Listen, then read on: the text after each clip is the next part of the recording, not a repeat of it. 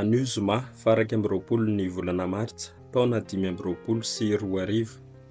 Evanjely masina nosoratan'i Masindahy Matio, nalaina tao amin'ny toko faraka amby roapolo, ny andinin'ny fahatelo amby telopolo ka hatramin'ny fahatelo amby efapolo, ary tohizana ao amin'ny andinin'ny fahadimy amby efapolo ka hatramin'ny fahaenina amby efapolo. Ity ny mpandova, andeha vonoantsika izy. Tamin'izany andro izany, i Jesoa niteny tamin'ny lohandohan'ny mpisorona sy ny loholona nanao hoe: mianoa ity fanoharana hafa ity koa ianareo. Nisy lehilahy tompo-trano anankiray namboly voaloboka, namefy azy manodidina izy sy nandavaka tany anaovana ny famihazana teo, ary nanao tilikambo, dia nahofany tamin'ny mpiasa izany ka lasa nandeha lavitra izy.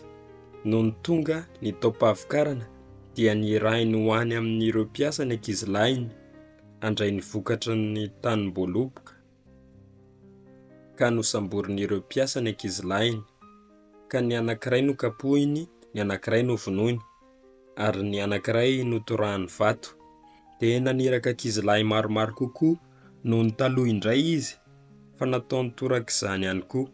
Noho ny farany dia ny zanany lahy no nirahiny ho any aminy, fa hoy izy hanajy ny zanako izy. Kanjo, noho nihitan'ireo mpiasa ity zanany lahy, dia nifampilaza izy ireo hoe ity ny mpandova, andeha vonoantsika izy, dia ho lasantsika ny lovany. Dia nosamboriny izy ka nentiny tany ivelan'ny tanim-boaloboka ary novonoiny. Koa rehefa tonga ilay tompon'ny tanim-boaloboka, ataony ahoana moa izany mpiasa izany? Hoy ireo taminy, haringany tsy hanana ny antra akory izany mpiasa ratsy fanahy izany. Ary ny tanim-boalobony dia ahofany amin'ny mpiasa hafa izay hanome ny vokatry ny tany amin'ny fotoany. Dia hoy Jesoa taminy: tsy mba novakianareo va ny soratra masina hoe ny vato narian'ny mpanao trano no efa tonga vato fehizoro? Avy tamin'ny Tompo izany, ka mahagaga eo imasontsika. Noho izany dia lazaiko aminareo fa hoesorina aminareo ny fanjakan'Andriamanitra, ka hafindra amin'ny firenena hampavokatra azy.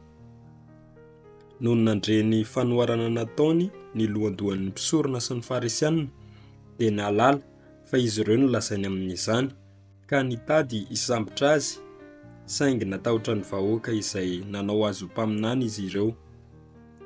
Izany ary ny tenin'ny Tompo, dia eraneo anao, ry Kristy.